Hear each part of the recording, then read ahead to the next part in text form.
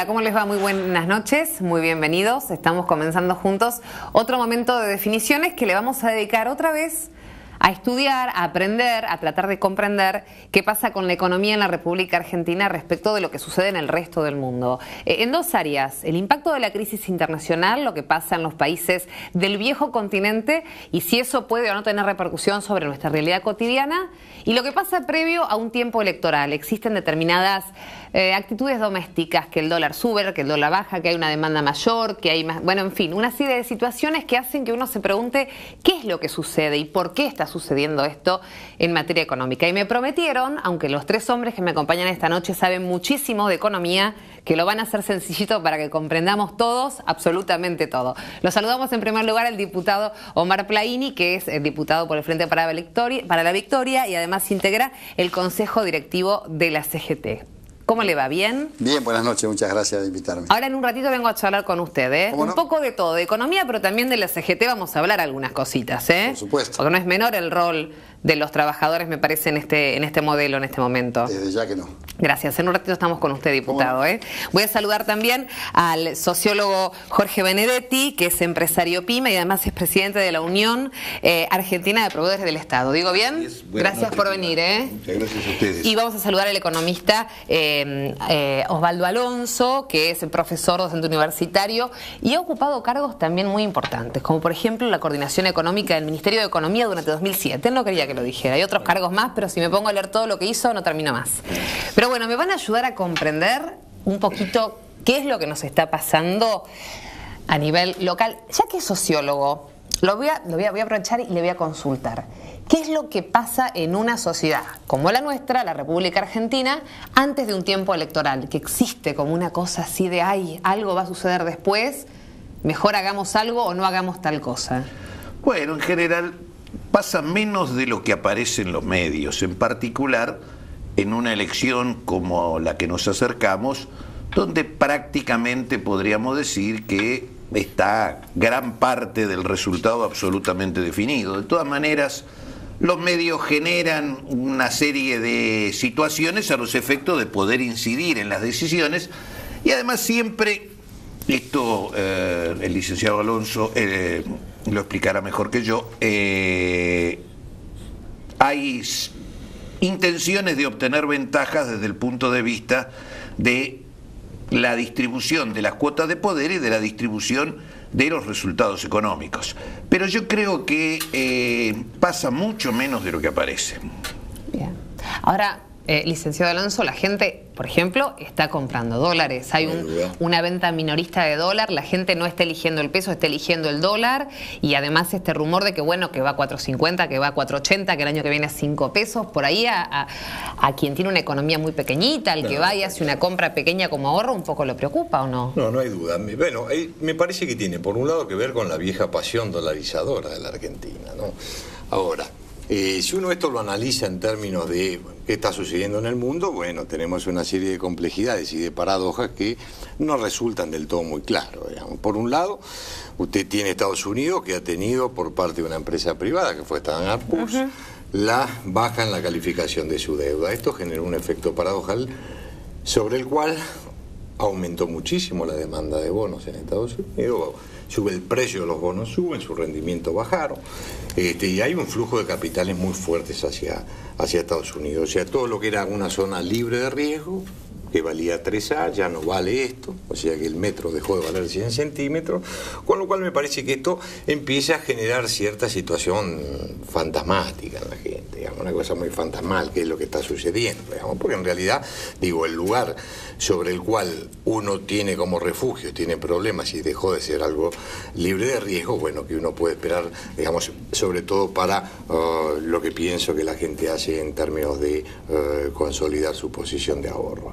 Ahora, de todas maneras, me parece que lo más grave, digo, porque ya no se va a discutir, digamos, si Estados Unidos o la Unión Europea, que tiene una situación aún más compleja, hay una cuestión de riesgo sistémico, riesgo moral, acá hay una cuestión de que hay que coordinar política porque la situación realmente es muy complicada.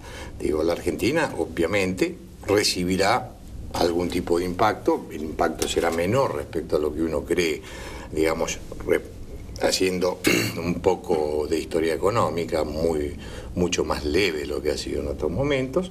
¿Pero va a haber un impacto, dice usted? Mire, en principio el riesgo país de los países emergentes subió. ¿Y eso qué significa? Esto significa que si el que no tenía el riesgo ahora tiene riesgo, imagino que el resto algún riesgo tiene, pero esto tiene que ver con las percepciones de los mercados financieros. La percepción de los mercados financieros no necesariamente es la percepción correcta. Digamos, generalmente esto lo hacen porque perciben que los ajustes fiscales que deberían hacer los países de la Unión Europea no alcanzan, y mucho menos tampoco lo que sucede con los ajustes en Estados Unidos, que tuvo aumento de límite de deuda.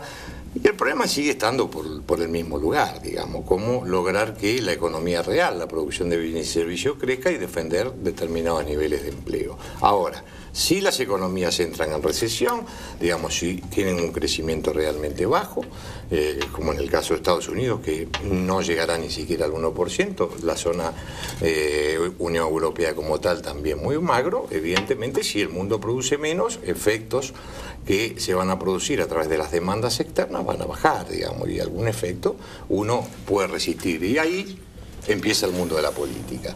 Y empieza el mundo de la política en términos de buscar instrumentos de política económica para hacer frente, digamos, a lo que es asociarme necesariamente a la crisis de otro, digamos, que intenta, digamos, tirarme la crisis como sea.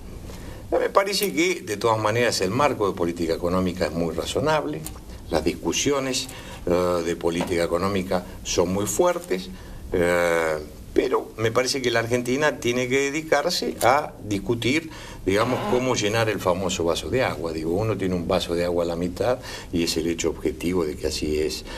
Ahora, la posición subjetiva hace que uno lo mire medio vacío, medio lleno. Ahora me cuenta, Alonso, esta mitad vacío, esta mitad lleno. Le quiero preguntar a Jorge Benedetti respecto del impacto que puede tener los meses que vienen en la gente cotidiana, en las economías domésticas y en las pequeñas y medianas empresas.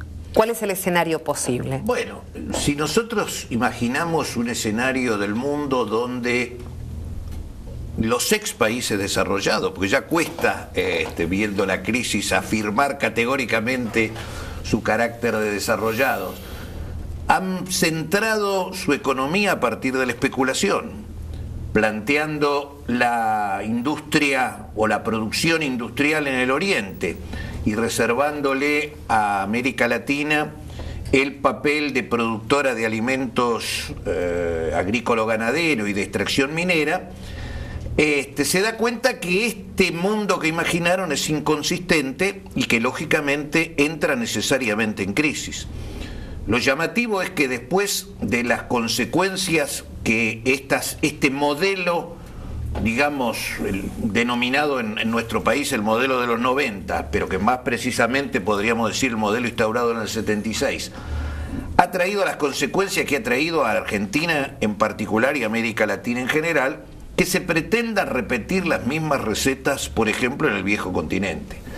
Yo creo que esto ha entrado gravemente en crisis y me parece que lo necesario frente a estas circunstancias es la defensa del trabajo y de la producción argentina. Bien. En este sentido, muchas veces se nos ponen como ejemplo la economía europea o la economía norteamericana. No hay hoy economía más regulada que la economía norteamericana. En Estados Unidos hay más de 100 regulaciones a la incorporación de productos extranjeros, y no hablemos si uno intenta venderle al Estado, que para un productor de otro país que no fuera Estados Unidos es prácticamente una misión imposible. Bueno, lo que corresponde es que los argentinos, frente a estas circunstancias y teniendo en cuenta nuestros acuerdos regionales, centremos el esfuerzo en la protección del trabajo y de la producción argentina, porque es en definitiva lo que nos va a permitir solucionar no solo los problemas económicos, sino también los problemas sociales, los problemas de convivencia, inclusive los problemas de seguridad.